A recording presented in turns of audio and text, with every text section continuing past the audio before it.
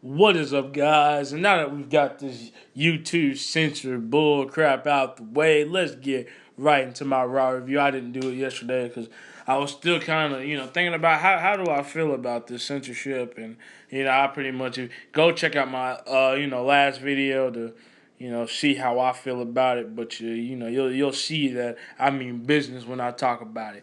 All right, but let's get into Raw. Sorry for the late review. Um, let's see. So, man, first, yesterday was Labor Day, of course, if everyone didn't know. I mean, okay, first off, for the beginning, this Raw was actually pretty decent.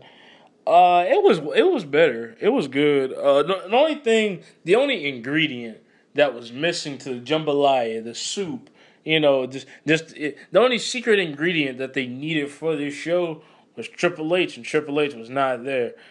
And pretty much, we start off the show, Mick Foley and Stephanie McMahon out in the ring.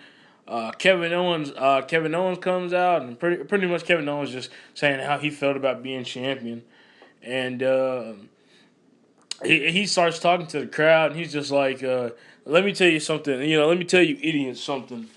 Yeah, Triple H, he gave me a nudge. my bad, guys.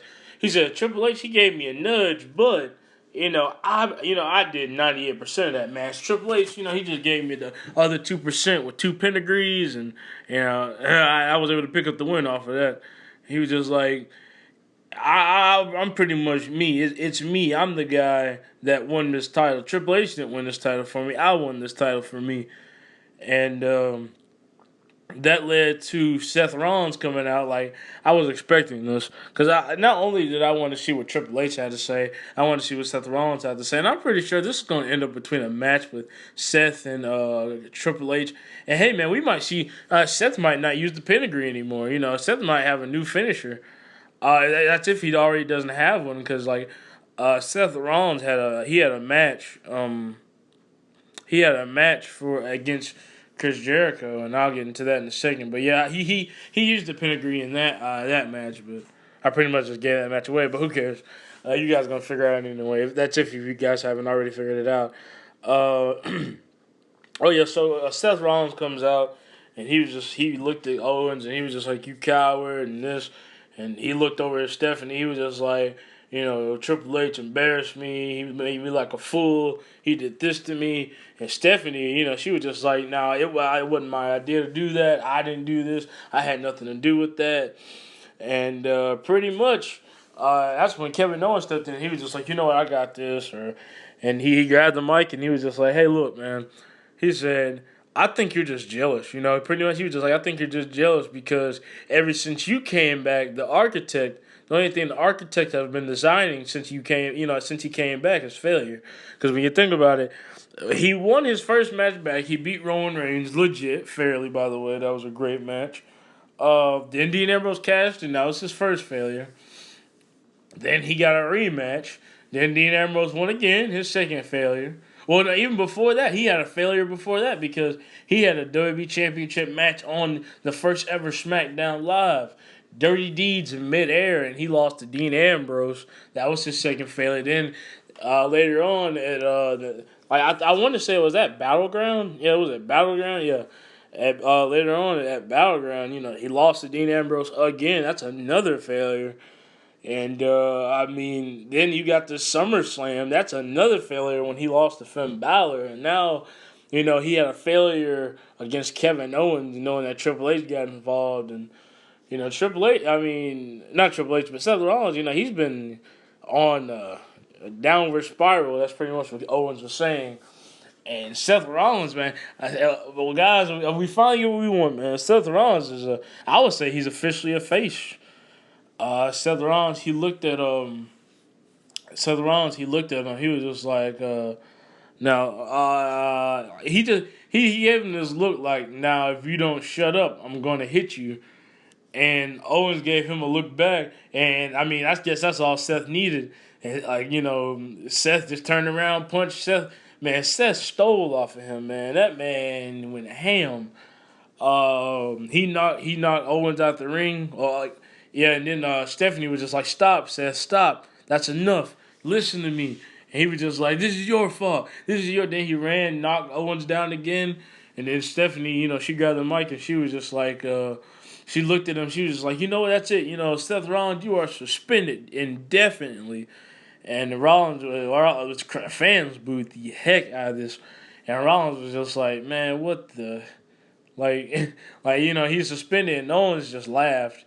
Owens just laughed at him. Like, Foley stopped that in his tracks. Foley said, "Nope." He said, Rollins, Rollins is, Rollins is just having a bad, time right now. He's just in a bad moment. It's nothing that we need to suspend people for. He said, because in WWE, when people get mad, he said, we don't suspend them. He said, pretty much he was just like, when Stone Cold got mad, we didn't suspend Stone Cold. We gave a rematch. When all these guys in the past, when they've gotten mad, we don't just suspend them. We give them an opportunity, to show, does that anger really mean anything? How hard, are they going to fight to win it big? And, that's pretty much what it led to. So, and that, and just because of that, Foley was just like, Rollins, you're unsuspended, and you get an opportunity at Clash of Clans for the Universal title against Kevin Owens. By the way, guys, this title looks very tacky. When Owens had it on his shoulder, it didn't look right. Like, I can see Owens holding the gold title, but the red title, the only way it kind of actually looks okay is knowing that Owens' logos are all black, and Owens is look, it's red and black, so it actually looked decent. But it would look better if the title was just black and he had a couple of red spots on there. But it's just, it's not all that. It's yeah. Yeah, I still don't like that title.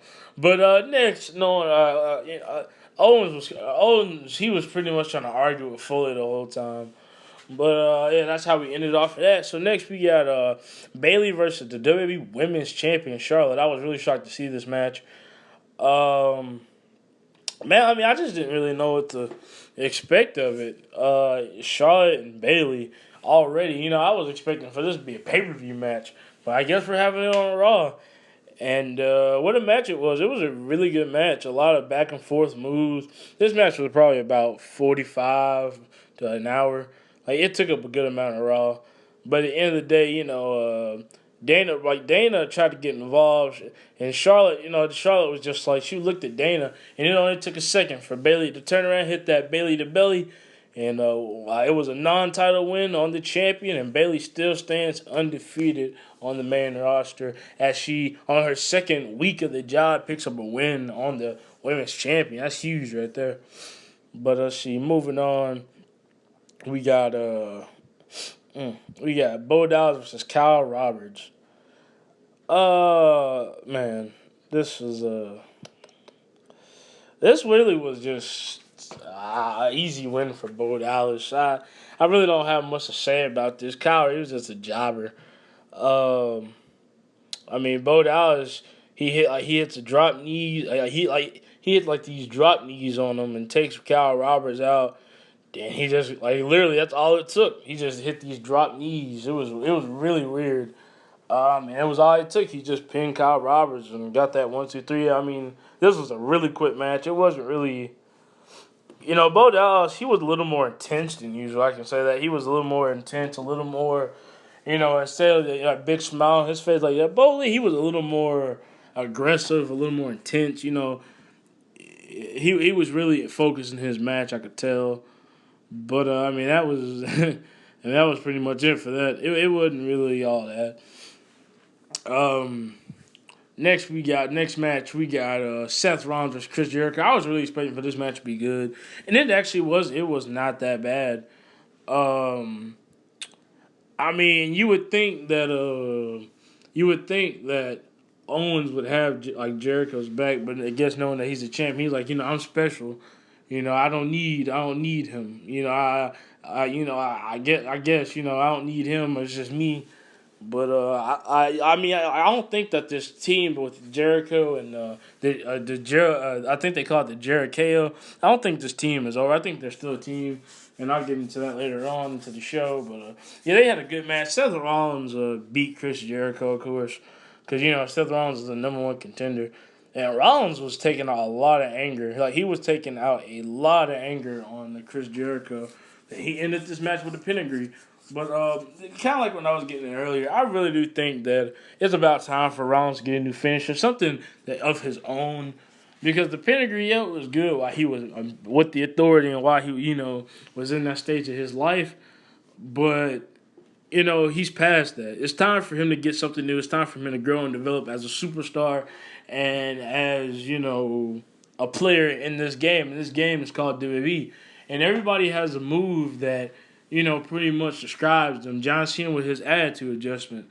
That positivity, that never give up attitude, he'll adjust your attitude with that. Just stuff like that. I mean, Alberto Del Rio with a cross arm breaker. Clearly, that nigga trying to break your arm. It's a luchador. It's a luchador type move. It describes who he is, and what he is.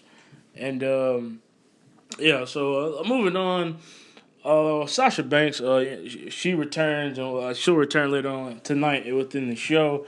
And that was actually a really good promo. I can't wait to get into that. But next match, we got the best out of 7 series, Sheamus versus Cesaro. This match had to be the shortest match out of all the matches. Cesaro had a bad back after last week. Cesaro got thrown into the ring post, like just thrown straight up right into the ring post. He hit his back. His back was taped up, and it jacked him up, man. Like.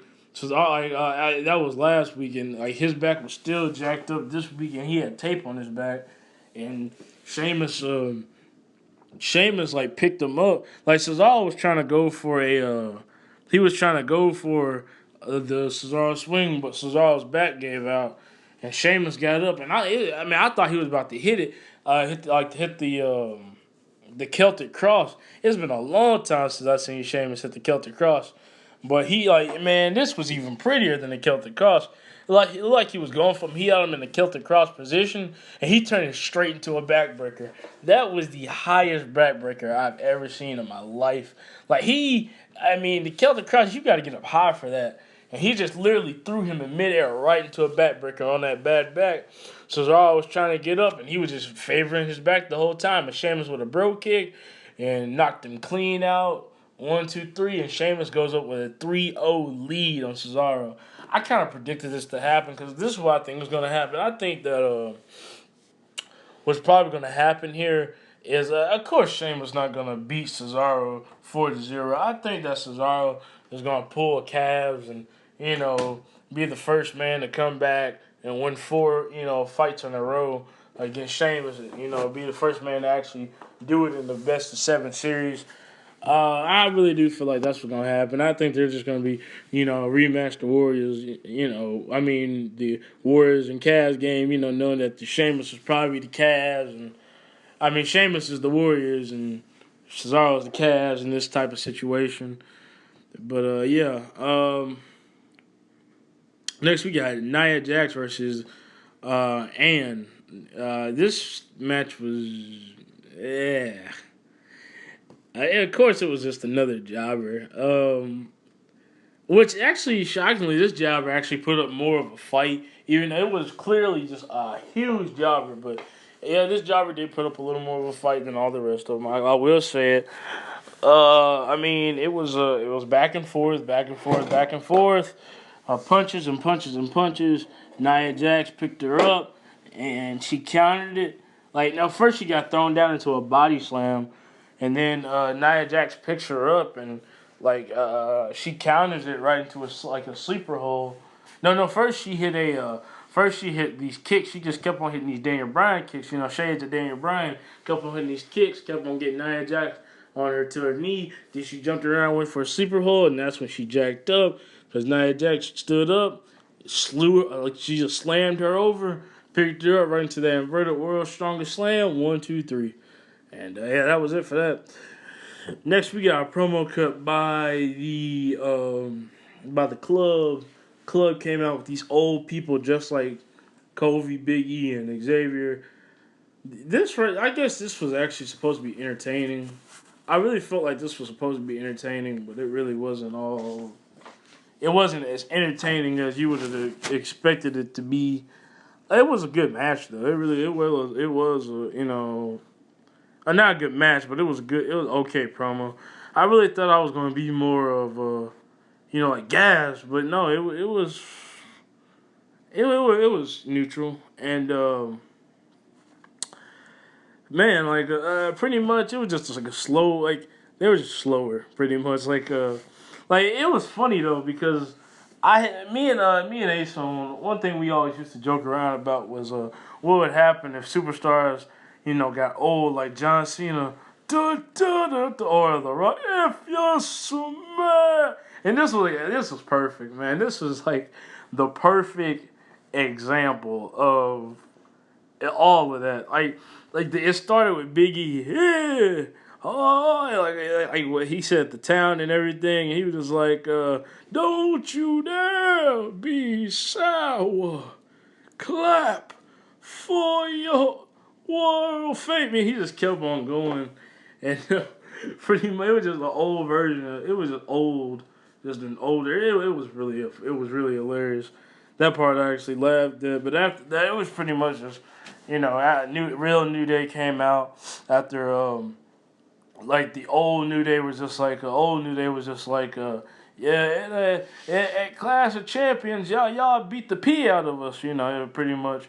And New Day came out here and they were dancing, and the old New Day were dancing. The old New Day tried to turn on the new Day, and he hit Biggie in the back of the head with he hit him in the back of the head with a cane. And Biggie turned around. He was just like, "Which one of y'all did it? Like, which one of y'all niggas did it? Which one of y'all getting this big ending? I'm about to end you." And pretty much all of them got that tail beaten. They all got whooped, and that was it. That was it for that. It was good, I guess. It was funny, but Jinder Mahal versus Darren Young. This match was. I don't even see the point of. I really don't see the point of even trying to go through this match because first off, this match implies of one of the crappiest rivalries I've ever seen in my life. Darren Young versus Tyson. This is stupid. First off, it's dumb. Second, man, what is the point of bringing Jinder Mahal back if this man can't even pick up a dub? Like, he came back first week, beat Heath Slater, which it wasn't even a match. He just hit a big boot, and Heath Slater just sucked so bad to the point where he got pinned off a big boot. And, I mean, Jinder Mahal faced off with Darren Young. Titus O'Neil came out trying to distract Darren. Jinder Mahal rolls him up. 1, 2, kick out by Darren. Darren gets right back up, right into a gut check, and hits it on Jinder. And 1, 2, 3. I mean, so basically, since Jinder's been back, he beat Heath, lost to Neville. He lost. He beat Heath, which that wasn't even a real match. His first real match, Neville. He lost to Neville, lost to Sammy again. Now he's just lost to Darren Young 4 matches in a row, and he's just not picking up any dubs, sadly. But next match, we got Braun Strowman versus Sin Cara. After last week, Americo, Braun Strowman pretty much, he respected everyone who wears a mask, and Sin Cara said he wasn't standing for that. He like, it's my birthday, I'm going to stand up for what I believe is right. I'm going to stand up and my heritage. I'm going to stand up in my culture. And Braun Strowman, he disrespected that culture. And he said, tonight, I'm going to get some revenge. And Sin Cara, this is the best opponent that Braun Strowman has had up to date. And Sin Cara went ham on this man at one point. Right out the box, he went ham. And the ending of this match was kind of poor. Braun Strowman throws Sin Cara out the ring. Like, actually, this was a botch. This was fake, first off. So the referee had got to the count of 6. And Sin Cara had Braun Strowman down outside the ring. He hit him with a drop kick. Braun Strowman was down. Sin Cara had jumped inside the ring and he was laying down so his whole body went inside the ring. Then Braun Strowman hurried up, got up, grabbed his leg, and threw him right back out onto the floor. And the referee did not reset the count. this was fake and this was not real. And then what made it worse is, okay, so when Braun Strowman, after Sin Cara got in the ring and reset the count, Braun Strowman pulled Sin Cara out, threw him down. The referee sped up. He said 7, 8, 9, 10. I'm like, well, what? Like it was horrible. That's some botchamania stuff right there. That not only they, I would have been fine if the referee had to restart the count and counted Sin Cara out maybe, which I will. I like all matches to end in pinfall, but in this situation, this was kind of. It was just a botched up ending, really disappointing. But Braun Strowman wins by count out. This is his first time I really pinning his opponent. Next match, this was the main. Well, actually, my bad. This promo was cut by Sasha Banks. Sasha Banks made her return, and man, first I thought she was pulling a Daniel Bryan. Man, she came out and she was just like, man, I had him, make a decision. I went to my doctors. My doctors told me what was gonna have to go down, what was gonna have to happen, and it was really upsetting. For a second she had me fooled, man. Which, like, in the back of my mind, I was like, I know she can't be serious. She's too young in her career. She ain't gonna give it up like that. Not without a fight. Because even Daniel Bryan gave her some time, but before he finally said, okay, I need to go ahead and end it. And I was just like, no, she ain't gonna end it like that. Not without a fight. And of course, I was right. Dana Brooke came out. She was just like, I got some bad news. Because the whole night, she even posted on Twitter, I got some bad news. Shades of bad news bear, by the way. But yeah, she posted on Twitter, I got some bad news for ya. And as she was about to give us the bad news, Dana Brooke came out. She was just like, I'm going to end you. I'm going to go ahead and finish up what Charlotte, started for you. And, yeah, I'm going to go ahead and end what Charlotte started. And yeah, pretty much that she just did it. She just whooped that tail, man. I ain't gonna lie, she went ham. Like, she got in the ring, she tried going ham, and she didn't go. Sasha went ham on her. Like, as soon as she got in the ring, she tried to hit Sasha with a clothesline. Sasha went ham, turned it right into a like the bank statement, and she started to tap out immediately. She was in the ring and she was looking at Sasha and she was just like, the bad news wasn't for me and the bad news wasn't for you. The bad news is for Charlotte. And they Clash of Champions, I'm going to win back the women's title. And so I was like, dang, that was a perfect setup for it. I liked it. It was nice. But finally, the main event, Sami Zayn versus Kevin Owens. Guys, I'm going to be straight up honest with you. I did not watch this match. And the only reason why I refused to watch this match is because I knew that this match was not going to be as good as the one at Battleground. At Battleground, they stole the night. At Battleground, they had the best, match out the whole entire night. And this match, it was just... Of course I was right. Of course... Raw, a match on Raw is not going to be as good as a pay-per-view match, and that's the only reason why I just didn't do it. Like, I just didn't watch it, because I didn't want to ruin what I thought about their match. What I thought about their match at the Battleground, it was just disappointing, man. Because I knew nothing was going to, surpass that match, but pretty much Sami Zayn's leg, his knee, I believe his injured knee, he was jacked up. His knee was messed up. Every time he went for the Aluva kick, he just his knee just kept giving out. So from what I know is at the end of this match, Kevin Owens was in the corner, and Sami Zayn was running for the Aluva, and Sami Zayn had just stopped in mid track. He was just like, I can't do it. And I know where Owens came in, clothesline, he picked him up. And he didn't even hit a pop-up powerbomb. He just hit a normal, like, he came in with a clothesline, picked him up, hit a super kick. Then he didn't even hit the pop-up powerbomb. It was a normal powerbomb. He picked him up. He hit a normal powerbomb on him. 1, 2, 3 on Sammy, and that was it. Kevin Owens picked up the dub. Let's see. After that, Owens' music hits, and Roman Reigns comes out. Roman comes out. He has a stare down with Owens. Owens has a stare down with him. And then Chris Jericho comes out. Chris Jericho was just like, I got your back. Oh, I got your back. It was a double team. McFoley comes out after that, and he's just like, you know what? I see that anger in your eyes, Roman. I see that just like Seth Rollins, you want a piece of Kevin Owens.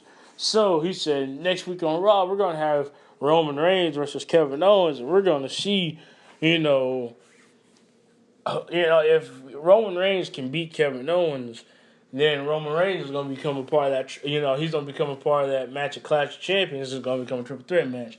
Be straight up honest with you guys, I don't want this to happen. To me, man, I mean, I'm already kind of bored with this, this Roman and Kevin Owens stuff. Like, I don't even want to see that match because I know it's not going to be that good.